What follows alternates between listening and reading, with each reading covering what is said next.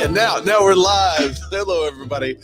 Welcome to another episode of This Week in Real Estate, hosted by yours truly. My name is Ray. I'm a bearded man of real estate, a real estate agent for a long time. I'm one of those old agents. It's like I've been doing this 17 years. So 17 or 18 years now. And we've got a ton of great news to cover today on episode 323 of This Week in Real Estate, broadcast live Wednesday, July 2nd, 2025. We're broadcasting everywhere. We're on YouTube, Facebook, Instagram, Twitch, Kick. That's our new one this week. We're on Kick. We're on, and if you comment on any of those, I can display your comment, just like Olivier says, Matt is so slow. Scap the appraiser. He says he's just not gotten to YouTube yet. He's logging into 12 other sites. We are broadcasting on a lot of sites. It's a fair point to say. Matt finally joined there. He said, big, beautiful, geez, tough crowd. So if you comment, I can display your comment. We can talk about you, or I can just talk about your comment. We're also broadcasting for the first time on Kick. I've never had a Kick stream. We've never had a Kick comment, but we are there now. We're also broadcasting on Instagram, and if you comment there, I can give your Instagram handle a shout out. I am watching that. Sometimes it's a little harder to see. Last week, it didn't load any of those Instagram comments until the end of the show. So I think it seems to be working today. All right. I think we're ready to get into it. I have a special announcement to start off the show today. I run a book club. For those of you that don't know, it's a book club for mostly real estate agents. Sometimes we'll have people in other industries that also join us. But the whole premise of the book club is that we have very smart shelves. We have really great libraries. And every time I bring up a book that we're reading or have read in the book club, it's almost always the same. Like we read $100 Million Offers last. And every time I bring up something like that, people go, whoa, that's such a great book. I really enjoyed that book. And I'll say, that's wonderful to hear. What is something you've implemented from that book that has changed your business or your life or your mindset, whatever that book's related to? And it never fails. They all go, oh, man, I should really read that book again. Yeah. So the purpose of our book club is we're not going to be talking about like the I don't know, the color symbolism between why the door is black and the taxi cab is yellow. And we're not going to be talking about the author's use of different, tools in literature. That's not the style book club. Our book club is to take these wonderful business books, mindset books, lifestyle books, and then to apply those books to our life and business. And the questions are not like quiz questions. Did you understand this part of the reading?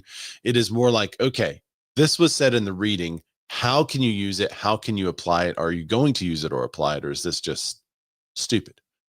And it's been a really wonderful discussion. I guess we've been having it now for about, how long has that been going on? I think the book club started before me, actually. And I was starting a book club at Real, and someone said, oh, there's already a book club. I was like, oh, well, we'll just do that. And then the person that was leading the book club at the time was like, yes, please, just take it. So we took it. We've been running with it. It's been a lot of fun. We have guides for every one of our books that has these little questions, and there's discussion questions about that has stuff like, there's this part of the book says this. What is something you can do to apply it to your YouTube channel or to your mindset? Or how are you going to take this idea? And so they all have guides, and it's been really wonderful discussion. And then recently Real Academy changed how they were doing Real Academy. And what they're doing, I think, is really cool. But in that change, we had just ended a book, and it kind of sent us into a little bit of turmoil, but it's fine. It's worked out now. I just had to figure out some stuff on YouTube that not YouTube, but Zoom that I've always been the user of Zoom. I've never been had a Zoom account where I run webinars and stuff like that. So I had to go figure out all that stuff. Wound up signing up for the wrong thing twice, and then figured out what I need for a registration page that people could just join a regular meeting. It kept making me do webinars and stuff like that. That is not what it is. The discussion is on Zoom, and it's for everyone to join. So you turn on your camera and you join the discussion. Previously, I wasn't able to get replays to everyone unless they were members of Real Brokerage, and that is changing. So now I will be able to give everyone replays, which is great. The second thing that's changing is a change that Real Academy did. They're separating basically community and masterminds and then classes. So if you've ever seen masterclass and how that works, they're going to have masterclass sessions now where it's bite-sized content about somebody that's an expert or trying to do one thing. And that's going to be really cool because what they can do is say like, let's say somebody wants to talk about geofarming and how to pick a specific neighborhood. They're going to do a bite-sized piece of content about how to pick that neighborhood, which is super helpful because a lot of people were just not attending the hour-long phone call about geofarming. They just wanted to know this one thing. So it's going to be more like masterclass style. It's going to be very cool. I really like what they're doing there. That being said, it doesn't really make space for a discussion style book club. So they also created One Real Community. And so our book club will appear there, but our book club is open to everyone. So we're fairly brokerage agnostic, and we have a lot of people from different brokerages in the book club, which I love. We don't really talk about the brokerage at all, so it doesn't really matter. But there are people from all over the country and all over the world in the book club. Thanks, Howard. I don't know if Howard's here, and so we will be, for real agents, you'll still be able to find us in the One Real community, but we will also be kind of off platform and we will have replays available for more people. So I'm looking forward to it. And all of that being said, no one knows the next book that we're going to do except for me. And this book is by someone that I've been following since 2006. So when I first saw him in 2006, he had a different business. He was doing really well. And then dude blew up. He wrote 3 books. All 3 of those books were very good, but they're very theoretical. And then recently he came out with a book, I guess last year, that was very practical. And it offered some practical, tactical implementation of everything that he's been saying previously. So I'm excited to dive into this over the next 7 or so weeks. And so I will announce that our book club book is going to be Day Trading Attention. Yeah. So this is by Gary Vaynerchuk. And I'll tell the book club the story whenever we get together. I'm going to do a little intro tomorrow. The book club is Thursdays at 1:00 Central. That's 2:00 Eastern. Figure out your time zone from there. And the first book club, I'm just going to go over the book club, how we do it, why we do it, what we do. And we'll also talk about the book. I'll intro the book, my experience with the author, why we've selected this at this time of year. And we'll be talking about it over the next 7 weeks from July 10th to August 21st. So conveniently, this book is also 7 parts. So we're going to do about 1 part per, and a part's like a chapter. But we'll do about 1 part per week. And we also have some special guests that'll be joining us for this book club. So there's some weeks where the content is slightly shorter, but we have a expert on a topic or something like that that's going to be joining us. I've got 2 lined up so far. And I think we'll have 2 more that we're trying to get our schedules aligned for it. So if you're interested in that, I'm going to post a registration for the book club in the chat. So there it is on all the platforms. It's going out now. Just click that, register for the book club. You'll get the reminder to sign up for it. And if there's an issue with this, please let me know. There should not be, like I said, it was just yesterday or 2 days ago when they were like, actually, you've signed up for the wrong thing. And support, just so you know, Zoom support has been helping me try to sign up for the right thing so I can get the registration page and do all that jazz. And yeah, they were yesterday. They were like, no, that's still not it. This is actually what you need. So hopefully I could get a rebate of the other 2 things that I bought. They said that there's no refund, but I'm like, come on, guys. I need something. You got to credit my account or something because I'm not using these other 2 tools that you told me to sign up for. Let's see. Mia says, how do I get in YouTube? So if you are over on Instagram, what's up, miazol.realtor, you can just search the web for TWIRE, Ray Ellen, and you'll find our YouTube channel. Or you could search This Week in Real Estate with my name, and you'll find it for sure. But it's broadcasting live everywhere. All right. Any questions about the book club? Hopefully you guys will join. This is the breaking news. I should have, dadgummit. Hang on. Should have done it. I didn't do it. I have a special. Where is it? Oh, I can't even. There it is. There it is. Breaking news from This Week in Real Estate. Yeah, there you go. So that was the breaking news. We the book club book is going to be Day Trading Attention over the next 7 weeks, and then we already have the books lined up for the fall and all that stuff. So no worries there. We're going to try to do 2 books between that September, October, November, and then it'll be Christmas and all that jazz. So glad to have that back up and running. I've been missing it, been missing the people in there. Sometimes what's really funny about that book club is sometimes when we do a mindset book, it's like counseling sessions. It's like, like everyone's in there going like, oh. So it's been really good. All right, this week, I should play this first. Bears beats Battlestar Galactica. Bears do not. What is going on? So today is all about the bees. We've got a lot of news and it all fell in the bees. I was kind of proud of my alliteration today. We're going to be talking about Bitcoin bans and the big beautiful bill. First up, we're going to be talking about the Zillow ban. So Zillow now, their ban is in place and they have officially banned all listings that were marketed some other way first. I guess that's kind of the appropriate way to say that, right? They're banning listings that were marketed privately before being entered into the MLS. And this is now in place. So this is from Inman. Here's what you need to know.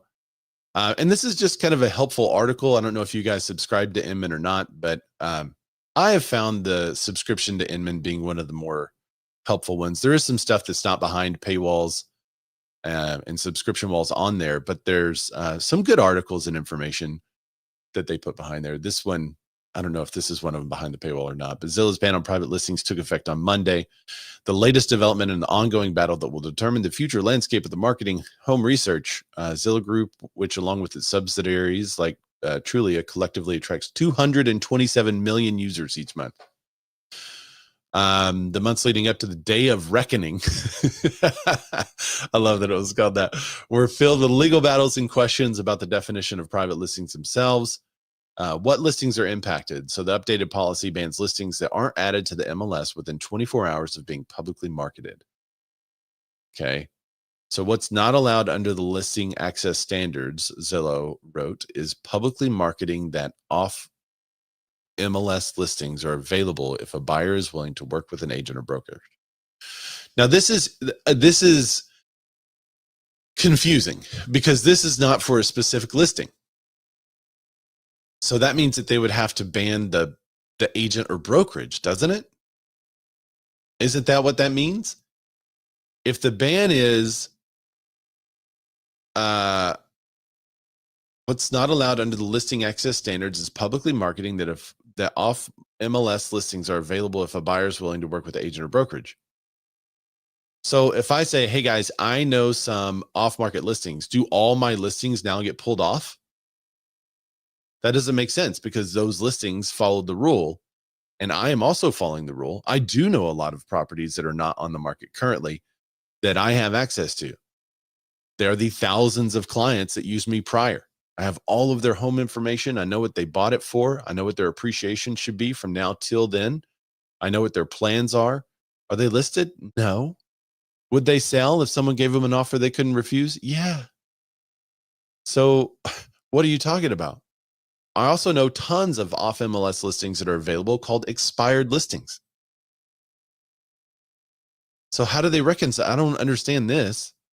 What's not allowed under the listing access standards is publicly marketing that off MLS listings are available if a buyer is willing to work with an agent or brokerage. Well, they are available if they're willing to work with me. Does that mean all my listings come off? I'm not talking about my listings. I'm inputting my listings correctly. How does this make any sense? The portal also, this is supposed to be a clarification, by the way. Here, let me put a clarification out there that makes it more confusing. The portal also clarified that listings within the brokerage's private listing network would be prohibited if the network itself is marketed to consumers on a public-facing website.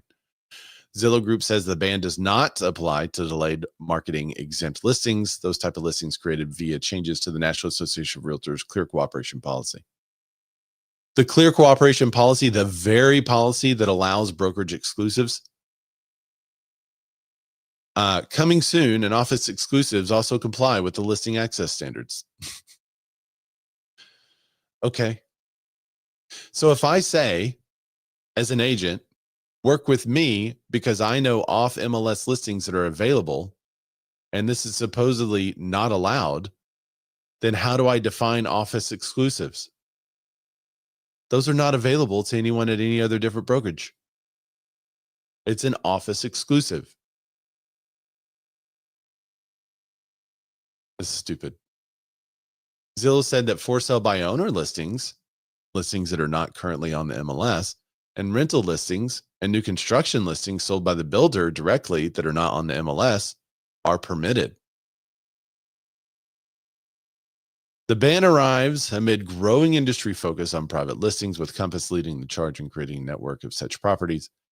We talked about the lawsuit last week with Compass, and I kind of blew up on part of it. And part of the reasoning was that Zillow is saying, I'll repeat it. I'll be happy to repeat it. Zillow's reason for banning the listings that Compass then wants to put on Zillow's reasoning for banning those listings is that buyers should not be prohibited from seeing those, that access to properties should be given to everyone equally. And yet they prohibit those listings from going on their website, limiting the access of buyers that use Zillow. What are you talking about? You can't say because they're doing it, we're going to do this. Two wrongs don't make a right. I think they know that they don't have a leg to stand on, and this will be reversed, but they're trying to take some kind of like, oh, we're for the consumer, when in reality, they're for selling your listings to consumers. We're selling your listings back to yourself, actually. All right, let's see if there's anything else on this article that we haven't talked before.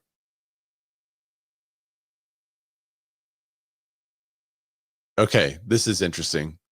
This is what we were just talking about. Zillow and Compass are also currently locked in a lawsuit over the nature of the ban. In its complaint that initiated the suit, Compass argues that private exclusives are listings marked exclusively via Compass platform that are referenced in advertisements on Compass.com, mentioning the number of private exclusive listings available in a city or specific geography, or similarly returned in response to a search result on Compass.com will trigger the Zillow ban.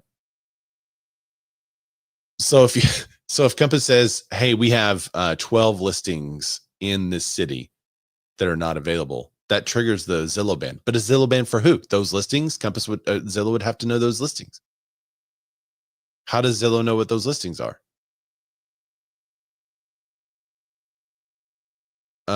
Put plainly, the complaint adds, Zillow has granted itself the power to ban every Compass private exclusive listing from going to Zillow because of the way which Compass markets and executes its private listing strategy internally and externally. All right, I think you guys kind of know my stance on this. Mia Zoll, ZOLL.realtor says, what about Rocket Mortgage? Are they doing the same thing, Mia? Are they on there? Do they have listings that are only available to themselves? Those listings are banned for the life of the listing. But I still don't know, and I'm confused. If I say, use me as your realtor because I have access to off-market properties, which I do. I currently have access to off-market properties. And I would love for you to use me to purchase a home. And if you're curious of what those off-market properties are, I would be more than happy to help you with them. If I say that, according to Zillow's ban, I'm banned or my listings are banned. Which listings are you talking about? I don't have them listed. They're not listed, but they're homes that are available. Some people call it shadow inventory.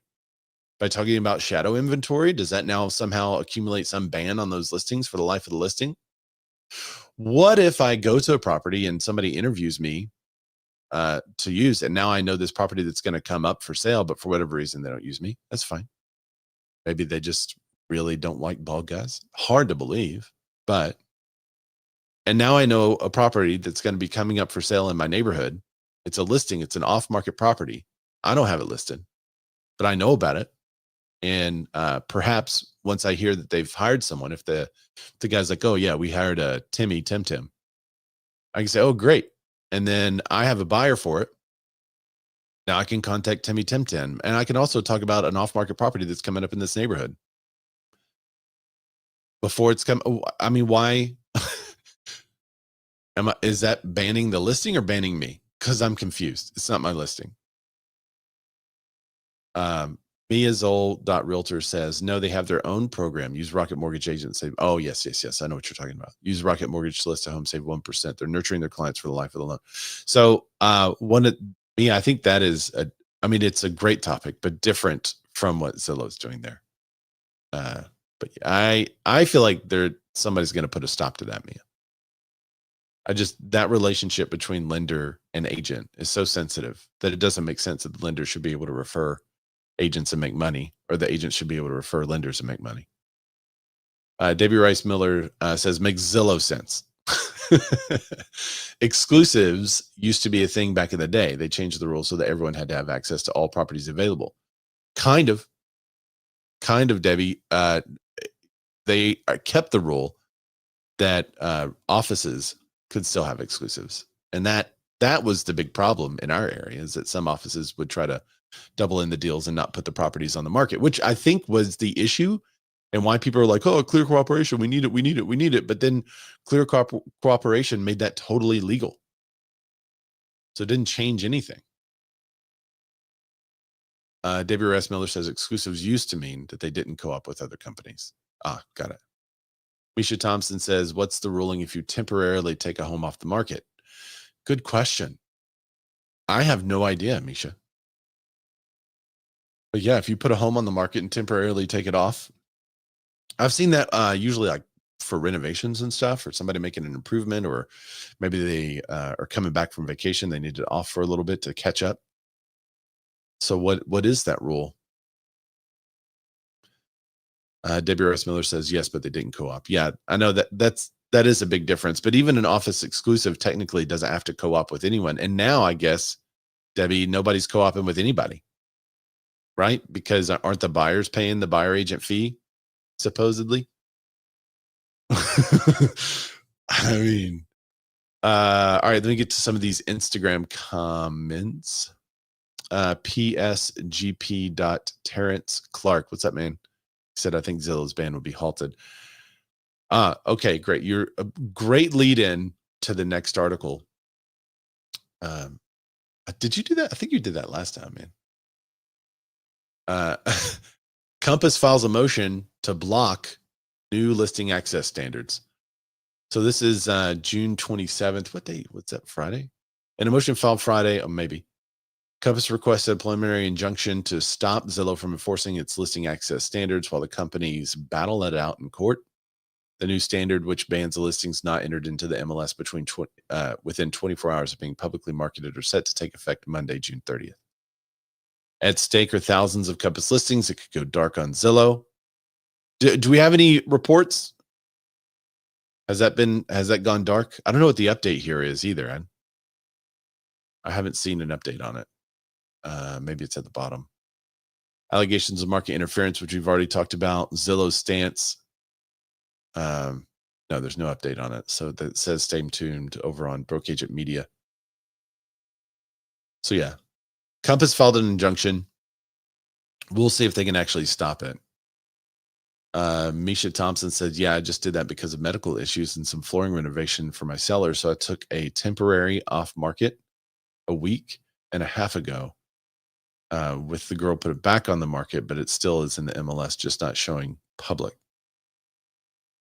Yeah, I wonder if that goes into that delayed marketing. It kind of flows into that delayed marketing category. Debbie Rose Miller said it's not a good platform for the consumer, buyer, or seller. I agree. They pitch it like Zillow is out there for the consumer, but they're not out there for the consumer.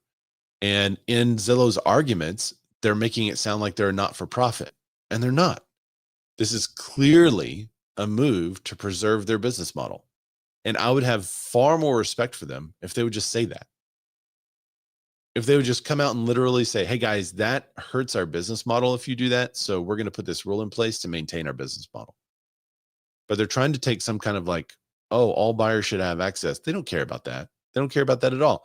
If they wanted buyers to have access, they would have correct information on the website. They would not show homes for sale that are not for sale. They would not show homes that are available when they're actually under contract. Excuse me. They would not show homes that are available for sale when they're actually under contract.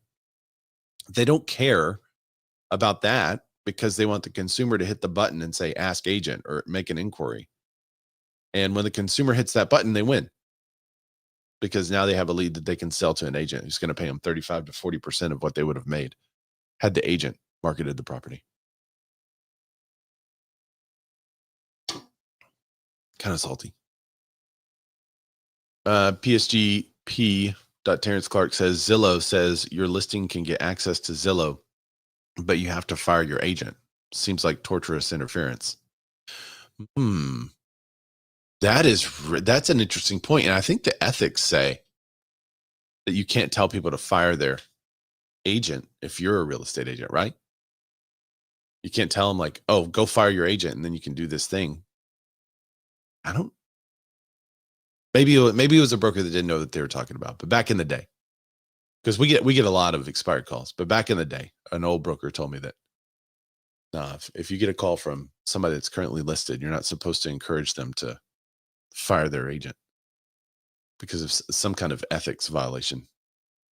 So if Zillow is saying fire your agent and then you can list your property and it'll be on our website, that's interesting. I'm just waiting for someone to have a better website than Zillow locally, right? So I'm looking for somebody to compete in a very localized way, and then to be able to say, hey guys, if your listing's on Zillow, it can't be on my website. Couldn't that have like everyone locally? It's like, oh crap, we all want to be on that guy's website because we've all seen his billboards. We all know he's around. I mean, I think that's kind of the same thing, right? You have to follow my business model or you can't be on my site.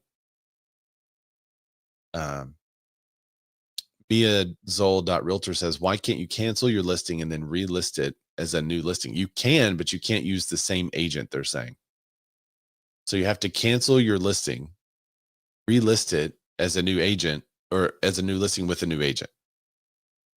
But if the broker, or is it a new brokerage? Because the broker is the one that owns the listing.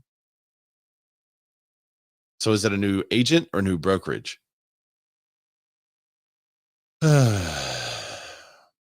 CBC.Carciage. I'm probably not saying that right. It says more like Matt LaMarche. I don't know about that. I think that's one thing we can all agree on. We don't need more of. All right, Debbie. It's not a good platform for the consumer, only if you belong to NAR. What do you mean only if you belong to NAR? Oh, the ethics violations. Well, doesn't Zillow belong to NAR? I know they're a brokerage. Don't they belong to NAR now because they have access to the IDX feeds and all that jazz, and that's how they're getting our sites? If they don't belong to the NAR, then yeah, they could say whatever they want, and we can say whatever we want about them. But if they do belong to the NAR, then it does regulate what you can say about another agent or brokerage. That's a good point, Debbie. I don't know. I know that they are a brokerage, but all right. So what do you think this is going to happen? Do you think the injunction is going to happen? Is it going to go through? Is Compass going to win? Drop it in the comments. If you are in Clubhouse and you want to comment on this, just raise your hand. If you have a profile and you're a real person, the moderators will bring you up there. But feel free to comment on it. Has anyone gotten their listing banned? I would love to hear from someone that has gotten their listing banned and to see what you're going through and if you're filing a complaint, etc. Unfortunately, I think the way to change this is going to be through the court.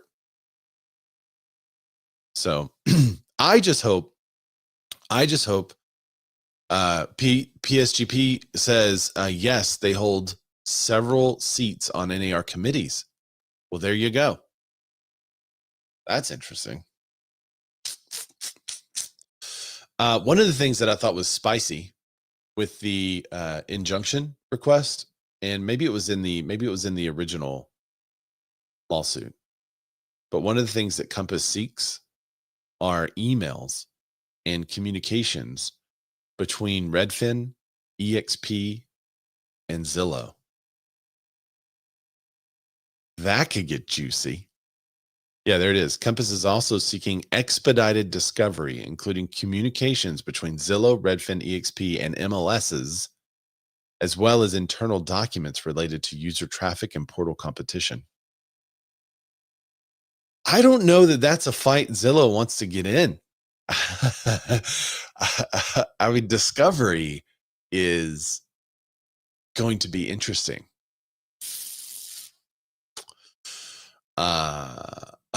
Yeah, Teresa says interesting. Yeah, exactly.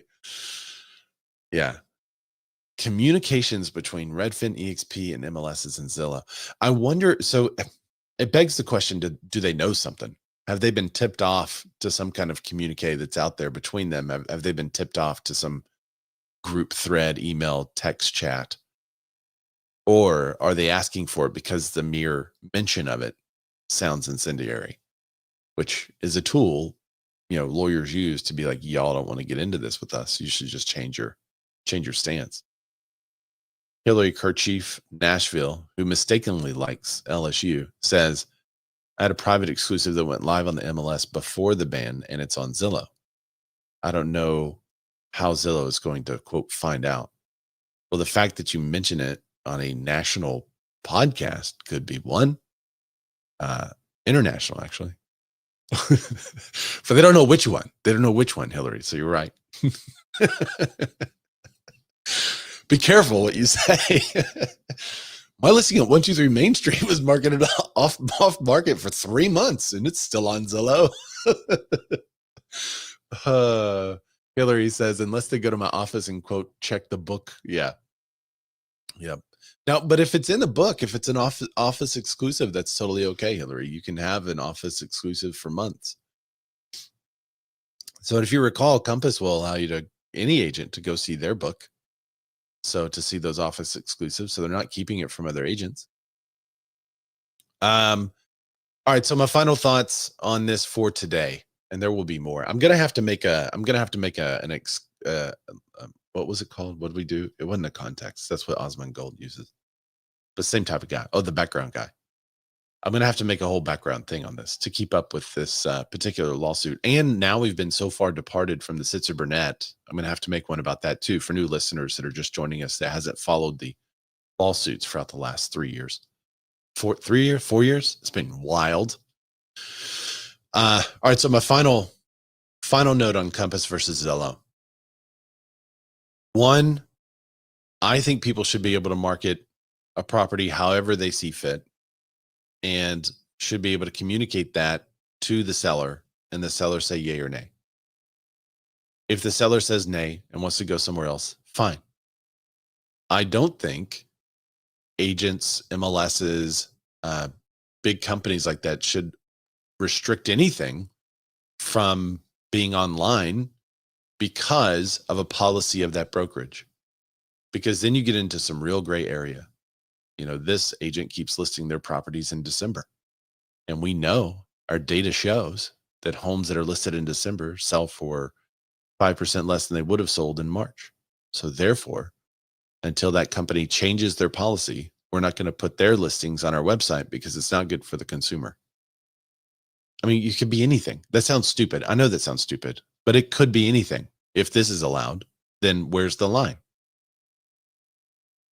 I think businesses should be able to operate how they want, including Zillow. I think Zillow should be able to operate how they want.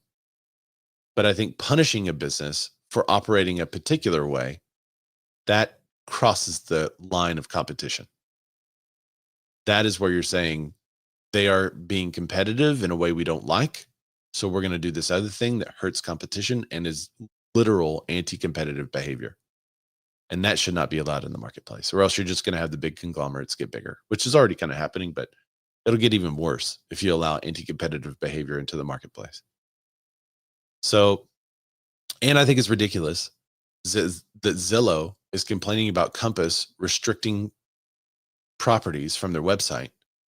And yet Zillow's answer for that is to restrict properties from their website, going against everything they said. That does not make sense. The remedy can't be the same problem. So I think Compass is going to win this. I think they're going to win it hands down. I think Zillow is going to have to change their policy because of anti-competitive behavior. I think Compass is also going to win versus MLSs that are blocking their listings for this. And if you don't like it, if you don't like what Compass is doing because you don't think it's better for the consumer, then you better develop a marketing plan, and you've better develop a presentation that tells people why you think that. Because if you don't, you're going to get beat because they have better marketing. So you can't be mad at someone for having better marketing and a better plan than you do, and then just try to ban them because they're doing better. That makes no sense. So that's my take. Tell me in the comments what you think. The comments were getting dicey lately on this topic. Brian Hershey says, "Oh my God, we're back." For some reason, Facebook notifying me that you're online has to be your favorite thing of 2025 so far. For sure, Brian. I'm glad you're here. It's like that new avatar. All right, let's move on. There's we're not out of the woods yet on court cases. I don't know that we're going to be out of the woods on court cases for a very long time. It seems like the first half of our show for the last 3 or 4 years have been court cases, but we have another one. This one is Mauricio Umansky's The PLS.com sues NAR over private listings. Do you guys remember the PLS, the private listing service? The PLS was created and then morphed into AREA, a competing professional organization to NAR, which I joined whenever the fees were free. I don't know if they have added fees yet or not. I honestly haven't seen much communications, but I went to the website and signed up for AREA because I was curious. We even had Jason on the show, the co-founder or founder of AREA with Umansky.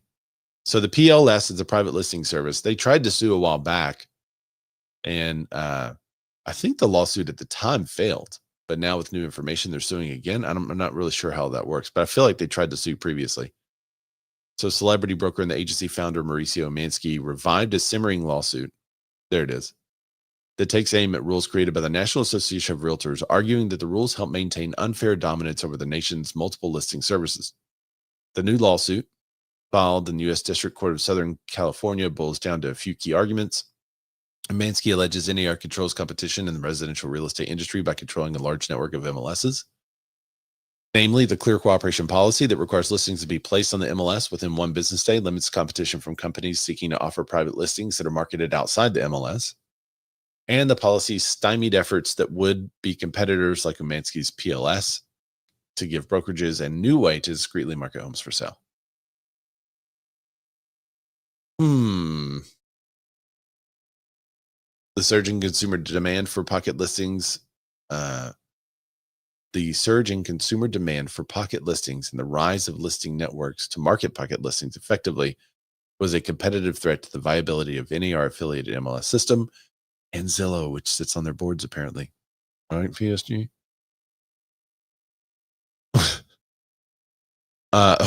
Brian Hershey said, where's that $7.89 you owe me for tacos back in 2003? I want my money. It's now a good time to ask. It's fine. Yeah, just post your Venmo. I'm sure that will work out. Guarantee it'll be paid.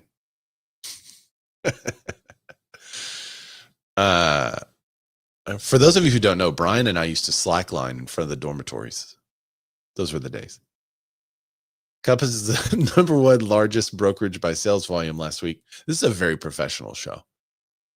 I mean, where else can you get this kind of professional commentary and flashbacks to college? Compass, the #1 largest brokerage by sales volume last week, filed a lawsuit against Zillow. All right, we've already talked about that part. What's NAR saying? NAR and the PLS were in discussions to extend the agreement until the PLS ceased to engage. The clear cooperation policy promotes transparency and competition. No, it doesn't. It allows for brokerage exclusives and for people to double in deals. Let's just call it what it is. It's like those bills that are named, the best government bill supporting kids act, and what it really does is forces the kids into some kind of weird schooling. It's like, come on, it doesn't do what you're saying it does. That's what clear cooperation is, in my opinion. Oh yeah, Brian said until a kid tore his ACL and we all had to hide. Yeah, that's true. Pretty sure the statute of limitations was passed, so maybe we could talk about this. That's okay. Not that many people watch this show. PSGP.Terrence Clark says Compass is finally starting to get more transparent. Their strategy apparently is to give their agents an upper hand. Yeah. I don't mind it. I mean, that's what all brokerages should be after. All brokerages should be after a way to give their agents the upper hand. All brokerages should be after a way to give their clients the best possible service. And Compass believes that is by keeping properties exclusive for a while, testing the market, and then 94% of them go public. I mean, 6% of them sell off market and exclusive. So how do you beat that pitch? Okay. Debbie Rice Miller says, I'm not afraid of any big bad wolves. ZNC, that business model of exclusives has always existed and will continue. If my clients want an exclusive listing, I'll let them know that we can do that. However, it greatly limits their buyer pool as well as the opportunities for multiple offers and robust negotiations. There you go. Thank you, Debbie Rice Miller. She said, my MLS is broker owned. However, we are subject to NAR. The real estate industry, as we have known it, is changing. It's going to be a struggle for all involved. Yes, but in the struggle is where the money is. Whenever you can figure out the hardest part, that's how you make the most money. I don't mind the struggle.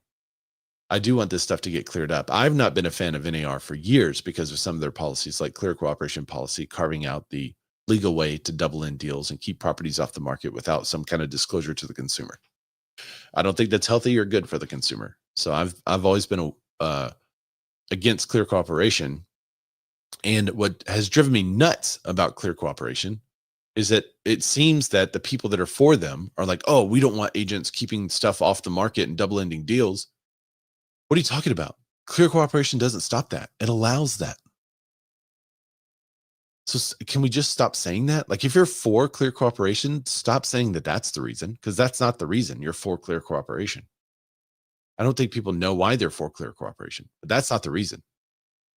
Because there's a literal carve out. They call it an office exclusive, and that agent just holds that property and tries to double in the deal and does not tell the consumer in many cases. So I don't have a problem with a brokerage coming out and saying, we're going to keep some of these properties exclusive. They tell the sellers, and this is, I think, is how you beat it, Debbie, just like what you said. They're telling the sellers, why don't we test this really high price off market and see what the response is? Then if we get a buyer for it, great. We have a buyer for it and we've sold it off market for a higher purchase price. So if you're a buyer, why would you want to look at any office exclusives by Compass? Because you could use their own words against them and say, oh yeah, that's where all the really high overpriced properties go to die. And then once they hit the market, they're more reasonably priced. So you should definitely wait until they hit the market. Although we can go look at them if you're willing to pay a premium. We can go look at them. And maybe they are willing to pay a premium because, maybe that's a great house. But if they're willing to pay a premium for the off-market property, then wouldn't it probably outperform if it was publicly marketed? Yeah, maybe. But maybe the person just never wants their home to be publicly marketed. That's fine. Hey, look at that. Amelia Jordan, 21. You are our first kick comment. I'm good. I'm just waiting for like I hope you're not spam, but I am waiting for the spam comment to come. She says, "How are you?" This is our first kick stream. We already have a commenter. This is for those of you just joining us. This is the 323rd episode, but our first time on Kick. So thanks for joining, Amelia_Jordan21. All right. So let's talk about the next article. The big beautiful bill. I was kind of surprised by the takes on the big beautiful bill, to be honest, because I just thought there would be more vitriol against it because of everything I was hearing in the media. But as far as real estate goes, it seems okay. Yes, it's a big beautiful bill for the real estate industry, at least. So despite what other people think it says about certain things, as far as real estate goes, it seems to be pretty good. Might not be a big hit with most Americans, which they say right off the top, but the big beautiful bill that squeaked through the Senate Tuesday includes a number of perks for the real estate industry it lobbied for. Hillary said, I couldn't find you on Kick earlier. I think I am Ray Zorback TV on Kick because all of the other usernames that I normally use for things were taken. Amelia_Jordan. This is not my first time streaming, but it's my first time streaming on Kick. So I have no idea how many viewers there are over there. I'm anxious to go back and look at it. All right. So it might not be a big hit. The big beautiful bill has taken a lot of shots in the media, for sure. Budget reconciliation that would cut tax cuts enacted in 2017. That is the problem, is that if this was not passed, then those tax increases would hit everybody. It'd be like a 68% tax increase on everyone. So the vice president did the 51-50 Senate vote. Vice president broke the tie. So key provisions for the real estate industry include protections for mortgage interest rate deductions, and which makes interest payments on a mortgage debt up to $750,000 tax deductible. A quadrupling of the state and local tax SALT deduction cap. Was this the bill that also had the increase in the what is it called? Capital gains taxes, where it previously, if you were single, and let's say you sold your house and you made $250,000 from the sale of your house, if you made more than that, you'd have to pay cap gains on it or a property. But now, if you're married, that was $500, and now that's been doubled, so it's now $500 for single and $1 million.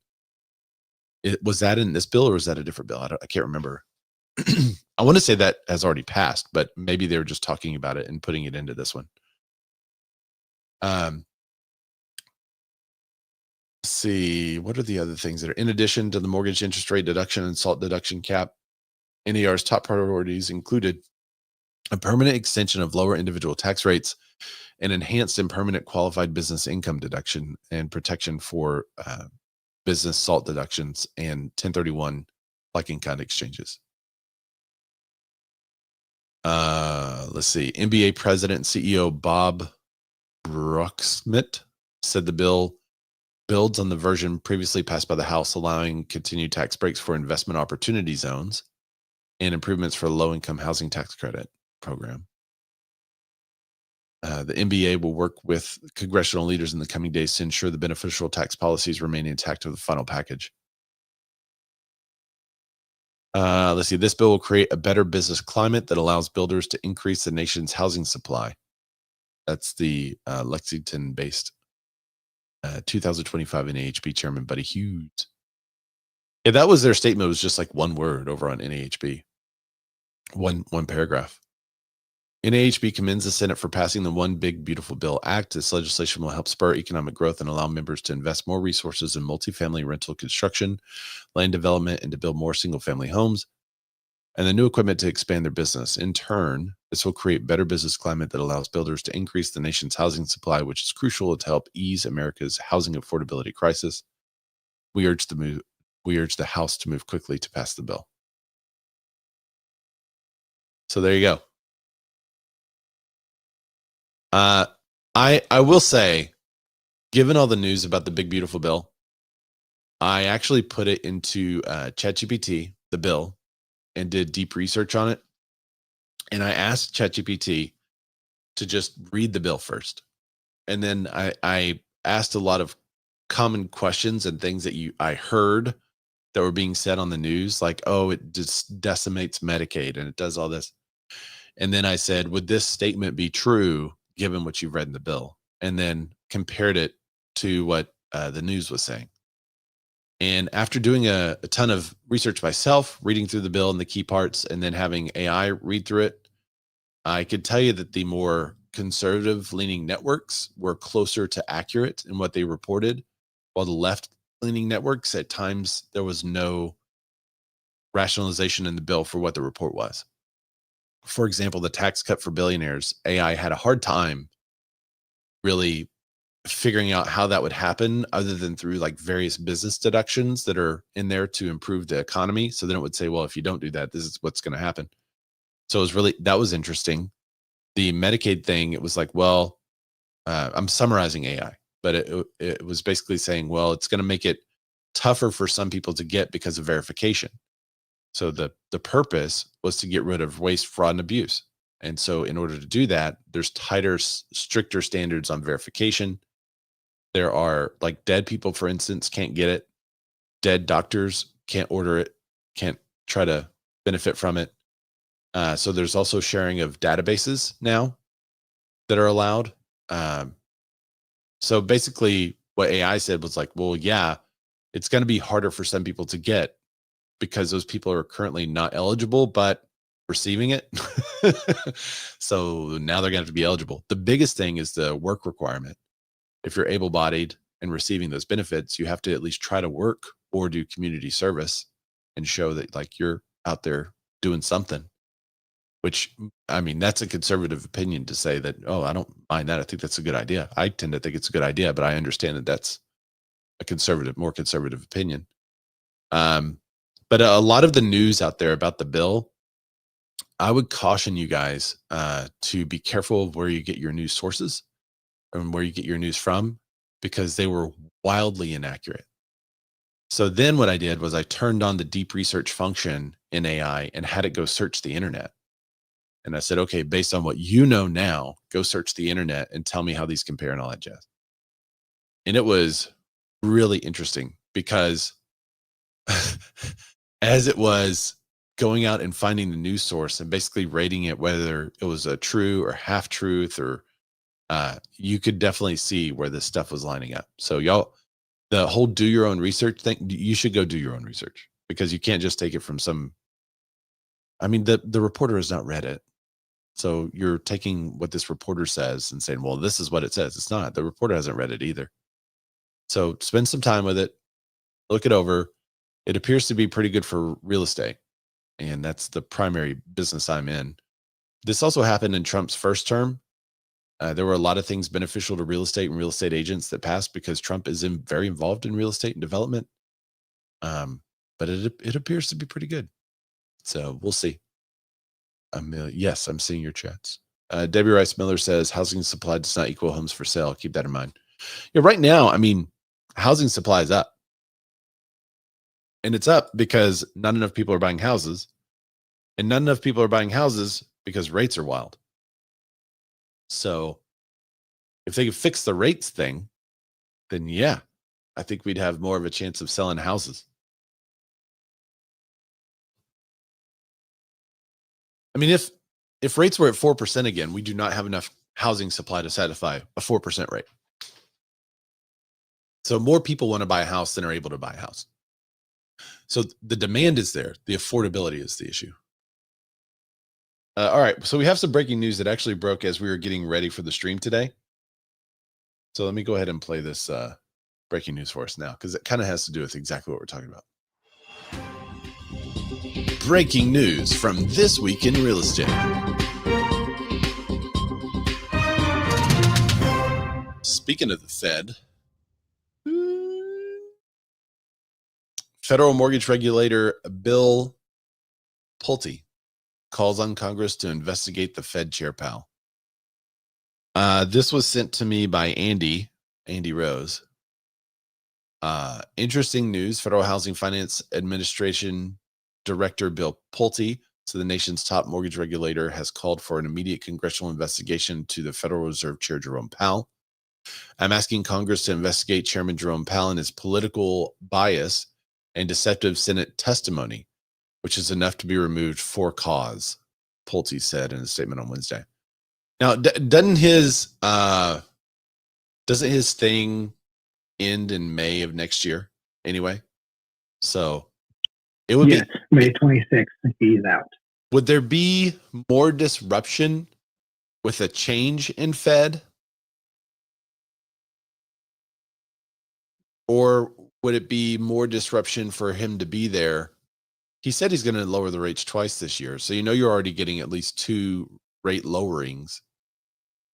Remember at the end of last year, they said that there was going to be more than that.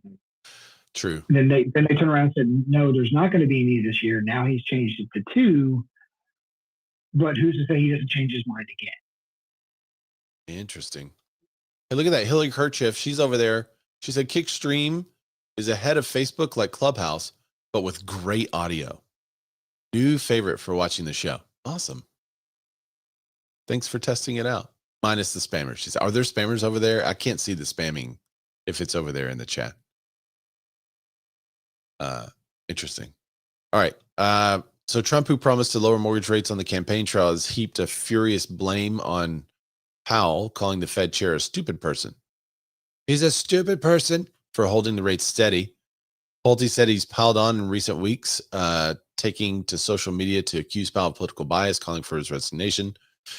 Testifying in congressional hearings last week, Powell defended the current interest rate levels by emphasizing the Fed's dual mandate of maximum employment and price stability, and insisting that political considerations can play no role in rate policy. They're not supposed to. Here's the reason why I think they did play some role, because he got caught. He said, we're super worried about recession. And he said this because all the news, like CNN, was blasting recession. It was all about the recession for the Trump presidency. There's going to be a recession. We're heading into recession. And Trump or Powell said, we're super worried about a recession, so we're going to leave rates where they are for now. Now, if you look in the history of what happens during a recession, the Fed lowers the rate. If the Fed is worried about a recession, historically, they lower the rate. Yeah. But what Jerome said is, we're super worried about this recession, so we're going to leave the rates where they are. That doesn't cure the recession. So I think that's where he got caught. In my opinion, he was fairly innocuous to the whole situation, except for COVID, where he made some dumb decisions and dropped rates crazy low for way too long, held them there way too long. He shouldn't have, but he did. But they were crazy, crazy low. And he dropped it way too low, way too fast. And they should have been brought back up. And held them for way too long. They should have been brought back up. They should have eased up a lot sooner to prevent all the inflation and stuff that we have now. If you look at the inflation charts, it was like 80% inflation, 50% inflation year after year. So it's not like now we're like, oh, we don't have any inflation right now. We don't, but we also don't have deflation. We don't have the decreasing of prices. We're just, inflation is lowered to the target, what it supposedly is supposed to be. It's about there, but yet he's still holding rates steady, even at that inflation target. So that is, and last time he said, well, we're going to leave rates where they are because we're really worried about the inflation that's going to happen from the tariffs. And there's been no inflation that's happened from the tariffs. So it's actually halved our trade deficit so far. And the people's incomes have actually gone up since the beginning of the year for the first time in a long time. So there are some very positive changes to the economy, but he's still keeping rates where they are. But the thing, in my opinion, and you guys can correct me if I'm wrong or if you saw something sooner, the big thing in my opinion, because I can maybe understand, or I can write off the COVID thing as panic. Nobody knew it was going to happen. Nobody, we had never been in this since the Spanish flu of way back in the day. So when that happened, I could write it off and say, well, maybe he panicked, didn't know what to do, overcorrected. That's fine. He should have brought it up sooner. Okay, we can argue about that. But I think it's a bigger sin to say we're worried about a recession and then not do anything about the rate. That doesn't make any sense. That just shows that you're political. And then to say, well, we're worried about tariffs, so we're going to leave the rates soon right where they are now. That also, that there is no, you're looking into the future. You should be looking at what's currently happening. But I don't know. If y'all saw it differently, you can correct me where I'm wrong. I hear somebody's unmuted. Do you want to say, I can't tell who that is, though. Sorry, that was me. Oh, okay. We're good. Oh, You know what? I would like to say something. So they have went back and readjusted some of these numbers, usually a month later or maybe a quarter later, especially with some of the job numbers from last year into, they readjusted them completely for the entire year of last year. And they were wildly off from the initial numbers. And they never really talk about going back and looking at those numbers that they have readjusted in the past to say, hey, what has that done to the economy and how have we seen that process through? And in those cases, you can probably say, yeah, there was probably a recession there, or really, really close to being recession for, multiple quarters. And yet he still does nothing. He sat there for way too low, for way too long on the rates, finally brought them up and fairly quickly. And now is just sitting here with the rates at where they're at and not wanting to make any adjustments. Threatens or promises to make some possible adjustments, but then changes his mind for, I don't know, inflationary reasons, which is the problem. Yeah, I mean, and I have an old video on this somewhere on a YouTube where I go into the job of the Fed, and it's 2-part job actually of what it's supposed to do. But yes, they're supposed to maintain full employment while keeping prices steady. And it's okay if they go up a little bit, but they got to be steady. And so if they decrease the rate, it allows businesses to borrow at a lower rate and they can expand their business. And when they expand their business, they hire more people. They hire more people, grow and expand their business. They buy more equipment. They put more orders in. More people get paid more. And suddenly everybody's buying more stuff. You buy more stuff and suddenly it increases the orders on all the people that sell stuff. And then people are like, ooh, we got to raise our price because we're selling this stuff way too fast. So they raise their price and that starts inflation.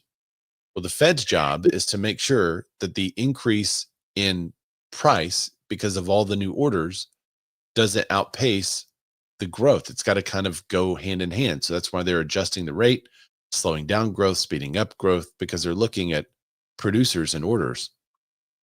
Well, currently, if you're looking at the jobs and the jobless claims I have from 2025 or 2024 was the last report I'm looking at was from August, unfortunately, of 2024. I wish I had one towards the end, but it said in August, there was a 818,000 job reduction revision. So they had reported almost 1 million more jobs. That's a lot.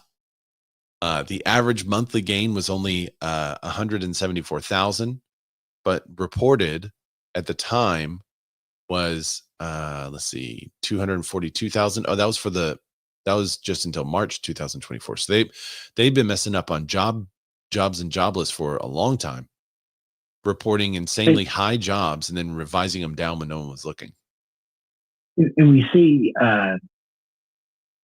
reports of most of those jobs that we increased were government jobs. Yeah. They weren't private sector jobs, which is really the key to everything is private sector jobs. Yeah. All right. So this is the economic release employment situation summary from June 6th, 2025. Is this the latest? I guess it is. It says the unemployment rate held at 4.2% in May and has remained in the narrow range of 4 to 4.2% since May of 2024. That's a really low unemployment number. That's a good unemployment number. Among the major worker groups, unemployment rates for adult men, 3.9%, and then it breaks it down. Number of people jobless less than 5 weeks increased by 264,000 to 2.5 million. I wonder if those were just federal workers. The number of long-term unemployed, those jobless for 27 weeks or more, decreased by 218,000. Interesting. All right. Well, we'll see what happens. If the Fed, if there is I know that there's going to be a congressional investigation because you can't lie. I forgot what he lied about. Where was the lie?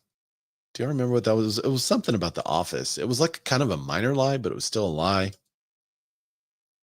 Let's see what it is. I think it's just a bit of a hangover after this rush that we've been on for 15 years, especially the last 5. And I mean, what do you think the rate needs to be to are we instilling confidence in the market, or are we instilling affordability? Yeah. What's the rate going to be?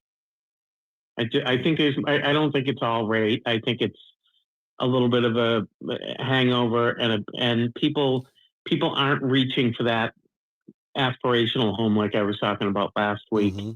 It just seems like people are a little bit more satisfied with what they have. I think if we can get into the 5%, it's going to be great. I think you could get into the 5% and hold there for a very long time, and just ease up from there. But I'm talking about mortgage rate. The Fed doesn't directly control mortgage rate, but indirectly, if he lowers the rate, it will lower that. Yeah. So this report is from the Economic Times News. I've never used this as a source. Jerome Powell accused of lying to Congress over $2.5 billion lavish Fed headquarter renovation, calls for punishment grow. They're under fire from lawmakers and former officials who say he misled Congress about a $2.5 billion renovation to the Fed's Washington headquarters, and now some are calling for him to face consequences. Let's see. Powell dismissed reports that the central bank's building revamp includes luxury amenities, such as the New York Post said. He called the media coverage misleading and inaccurate. There were no VIP dining rooms. There's no new marble. There's no special elevators. There's no water features. There's no beehives. There's no roof terrace gardens. Beehives, I mean, is that luxury? Because if so, man, I got 2 luxury beehives in my backyard. Planning documents tell a different story. Private dining rooms on level 4 of the Fed's Excel's building will be restored, and the governor's private elevator will extend to discharge at the dining suite level. Vegetated roof terraces will become that will welcome urban wildlife and pollinators. I guess that's where he got the idea for beehives. That's funny. All right, so basically $2.5 billion renovation, and he says it wasn't luxurious. That's kind of crazy when you think about it. A $2.5 billion renovation, but he says it wasn't luxury. What are you doing with $2.5 billion if you're not doing luxury? Like, how big is this building? What was the cost of reno per square foot if it's not luxury? You're not telling me that you're just slapping down some LVP and paint and crown molding, calling it a day, and letting somebody fill up their office with whatever desk. 2.5 billion. That's not what's happening. So that is interesting. Do I think he should be removed for that? If it was a direct lie, yeah. I mean, you can't lie to Congress.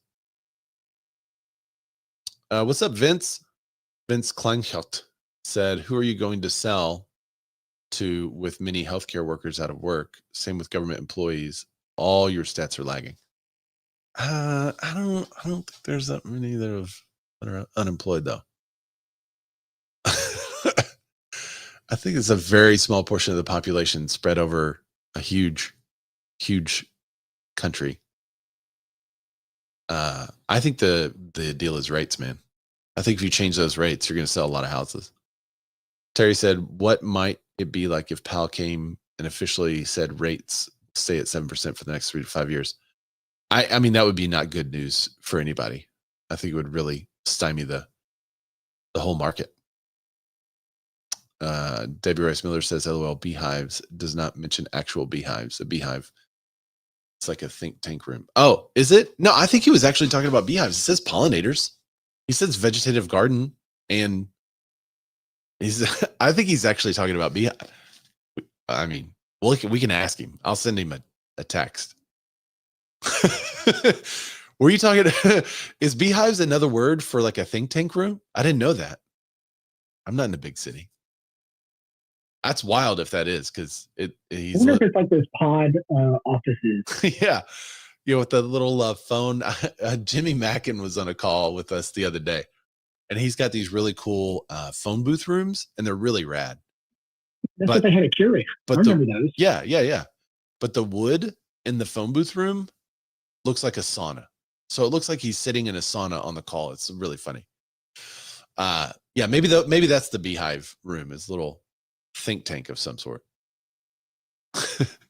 Dave Rasmussen said, no. Yeah. He says vegetative gardens that attract pollinators. And then he said there's no roof gardens or beehives. I think he's actually thinking of beehives. All right. Although Pulte's new call for congressional investigation of Powell is a dramatic escalation, political rhetoric surrounding the Fed policy, it may have little impact on rates when the Fed policymakers meet later this month. I do not expect this to have any bearing on Fed policy decisions. Every chance he gets, Chair Powell reiterates to policymakers, to the press, and the public, the Fed is concerned only with achieving a dual mandate of stable prices, maximum employment.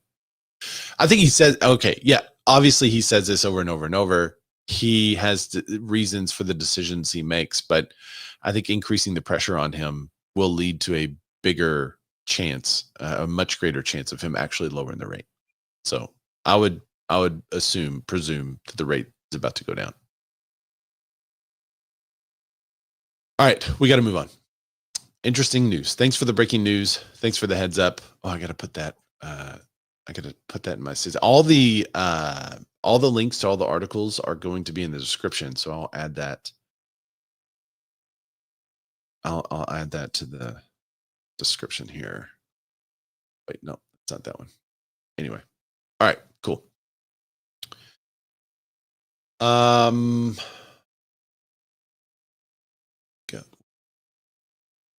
There it is. All right, sorry, I was on the wrong page.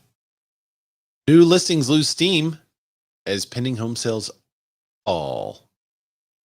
Home prices hit another record high. So pending home sales are falling, but homes are going up still. We're just going to see this over and over and over. The sales are going to fall. The prices are still going to go up. Prices are going to go up continually over what they sold last year. You're also going to see news reports that say 50% of active listings have dropped in price. You're going to see all that kind of stuff. Matt Lamar says home prices fall. So what is surging? Our need for lower rates is surging. I was going to say unemployed realtors. Okay. Unemployed realtors, another good answer there. Now, I mean, as long as we're in our current situation with rates kind of high, you're going to see that the number of transactions are going to go down until it kind of levelizes at this point of where people naturally move. The number of people that naturally have to move, who goes where and when, you're going to see that happen.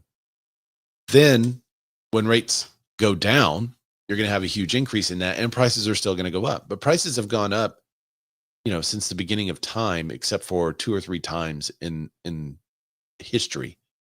So prices are going to continue to go up. It's just that our generation has experienced the only price decrease in history and thinks that home prices go down. They don't go down. They go up. All right, let's go on to the next article too. Homeowners insurance premiums vary wildly from state to state, but they're all going up. Well, all right, so if the prices of homes are going up, then homeowners insurance is likely also going to increase. The situation in insurance has actually been remarkably stable considering everything that's happened since Scott Wilk, independent insurance agent and owner of the Santa Clarita, California branch of TWFG Insurance. An event like California just has a really significant impact on how much we project premiums to go up, said Chase Gardner, data insights manager of Insurify. He added that when insurance companies are paying out more than they're bringing in premiums, the more that goes up. Well, obviously. Wow, look at that picture of California with the wildfires just decimated. I have a friend in California that was trying to rebuild, and they're not able to rebuild yet. Still 6 months after. They said we can't even get into the lot yet. So we're watching. Hopefully they'll get in there.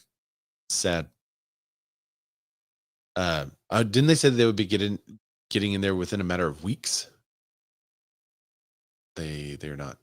Your browser has lost connection to my screen share audio. That's fine. No audio on that one. Mortgage refinance demand surges as interest rates drop further. So we did have a bit of an interest rate drop. Interest rate fell last week to the lowest level since April, leading current homeowners to seek savings. Applications to refinance a home rose 7% last week compared with the previous week. Mortgage Bankers Association demand was 40% higher than the same week a year ago. Let's see. Home buyers were less driven by the drop in rates. Applications for a mortgage to purchase a home increased just 0.1%. We're 16% higher the same week a year ago. So still higher than a year ago, but I feel like sales are slower than last year. However, if you agree, all right. I think we're going to sell fewer homes this year than we did last year, but it doesn't make sense that more people are applying for mortgages. Make that make sense for me. I can't wrap my mind around that. Why are there more people applying for a loan every week? There's more people, 16% higher, 10% higher, and yet there's fewer homes actually being sold. You know what? Maybe it's people are applying for the loan. They're getting approved. And they're like, yeah, I don't like how much I'm approved for. We need to take some time. Maybe that's happening. They're interested in moving. They want to move, but then once they get their numbers, they're like, nah, we got to stay put. I have had a couple of clients say that, like, we're going to work on some stuff. We'll be back. This article is from Realtor. Pending home sales tick up in May. What the May pending home sales data shows. Pending home sales ticked up in May against the backdrop of softening list prices and increased seller price cuts. Pending sales or contract signings increased 1.8% compared with last month and 1.1% year over year. Hindered by still high mortgage rates and a lock-in effect, the spring home buying season has been off to a slow start, with homes sitting on the market longer and total inventory surpassing 1 million homes for the first time since 2019.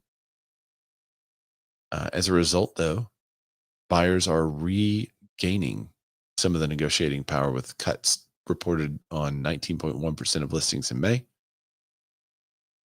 So there's the chart. Shows from 2020, the pending U.S. home sales index is around 100. What is that number? 130.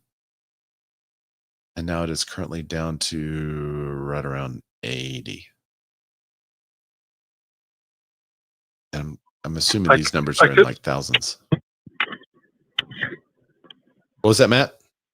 I was going to say, I could be wrong on this, but sometime in either late May or early June, I saw a report that said year to date, at least, we were ahead by like 10%. I think it was like 4 million to like 4.5 million is what we were on track for at the end of May, early June, something like that. And I can't remember who put that out, but you just said, I mean, I thought it was lower. Lower. It feels lower. It does feel lower, but I read something because it was surprising to me. Let me see if I can find it. Yeah. Existing home sales ticked up by 0.8% from April seasonally adjusted rate, 4.03 million in May. Year-over-year sales declined. I just searched a bunch of communities, including Boston, and everything is on par with last year. Interesting. So the report from when is this? It's the NAR report. I can remember reading a little bit of this now.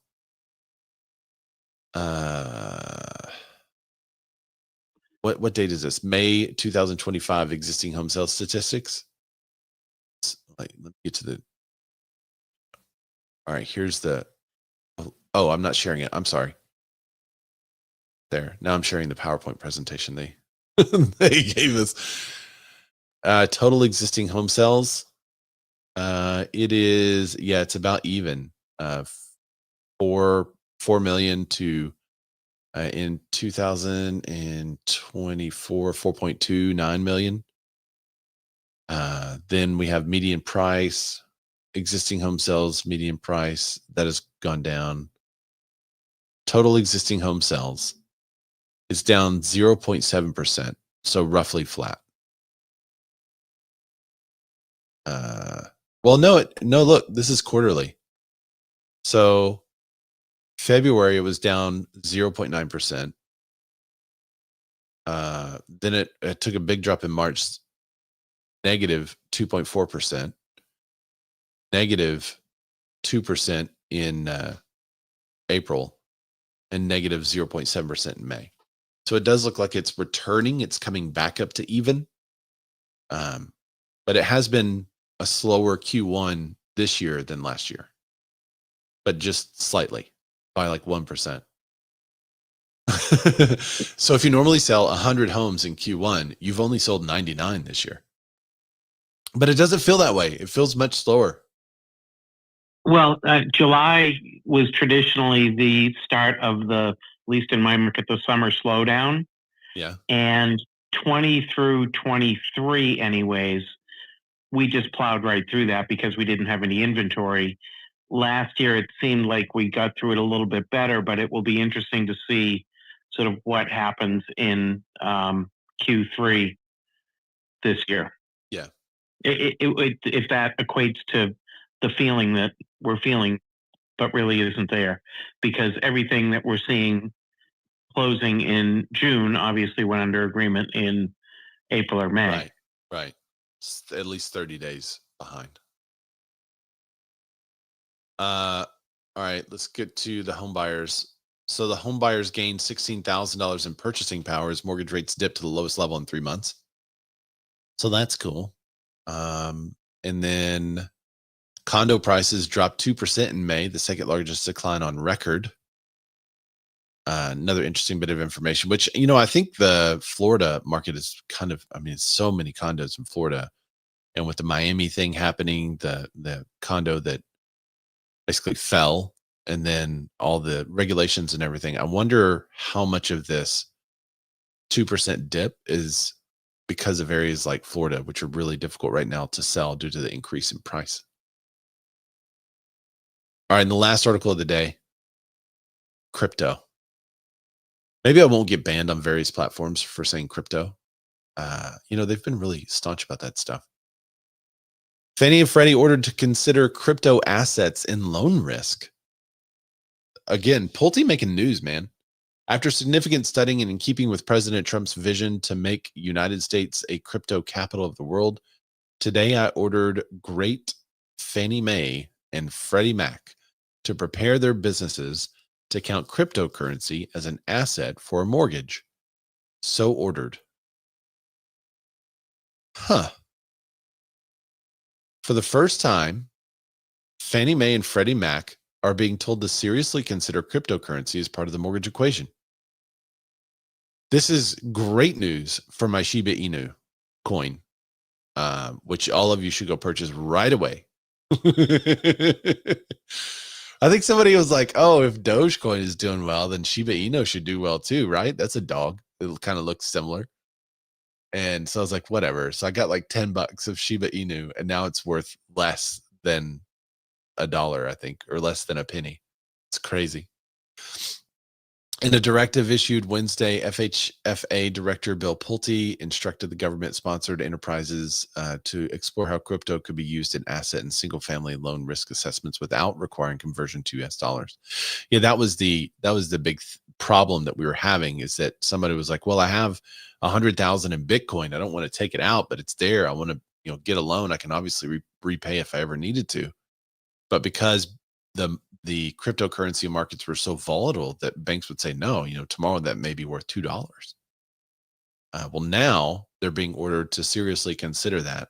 And that should start to stabilize some of the crypto markets and make them go up. So if you own crypto, you're going to be doing really well in that market right now.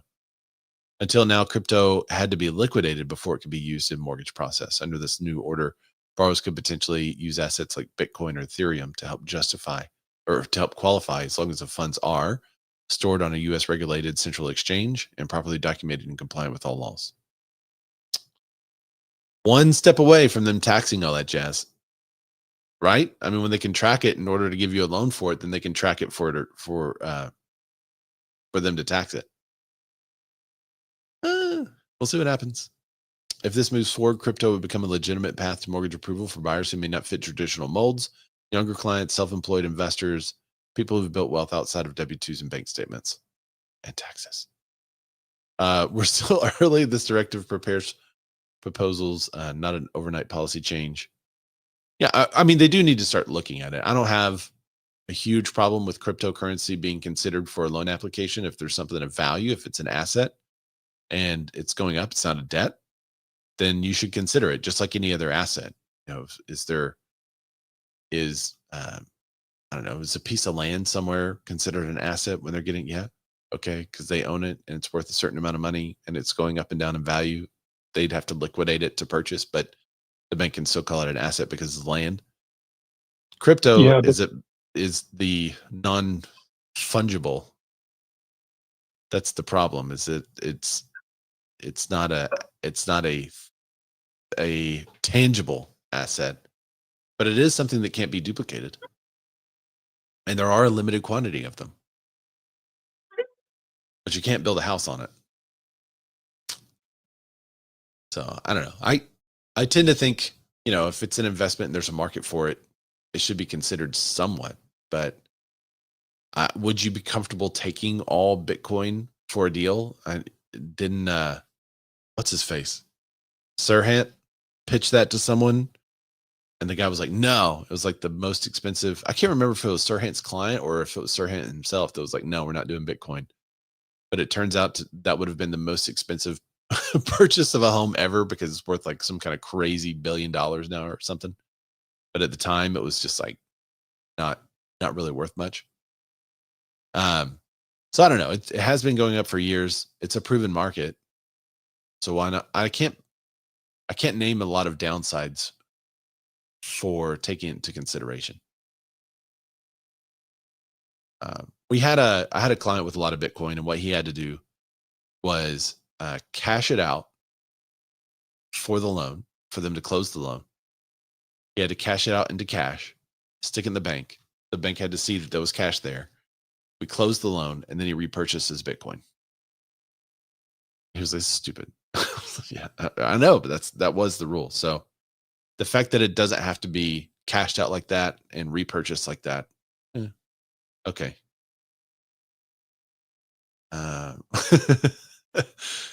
Oh, Scap says nothing great about Fannie and Freddie. I think it's called Great Fannie Mae, isn't it?